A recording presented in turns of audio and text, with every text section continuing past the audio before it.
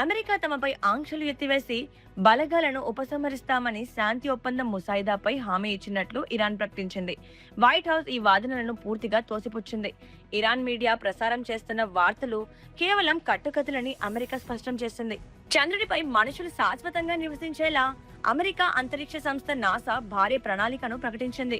దీనికోసం ఏకంగా $20 బిలియన్ భారీ వ్యయంతో 3 ప్రత్యేక మిషన్లను ఈ ఏడాది నుంచి చేపట్టనున్నారు. ఇందులో రోవర్లు, డ్రోన్లను కూడా వాడనున్నారు.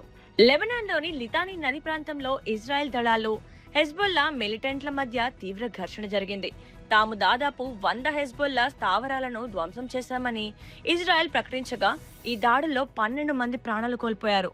యూరప్ ఖండంలో మునుపెన్నడూ లేని విధంగా అత్యంత వేగంగా ఎండలు ముదిరిపోతున్నాయి. ఈ భారీ వడగాల్పుల కారణంగా పలు దేశాల్లో ఉష్ణోగ్రతలు రికార్డ్ స్థాయికి చేరి మరణాలు కూడా సంభవిస్తున్నట్లు అంతర్జాతీయ నివేదికలు చెప్తున్నాయి.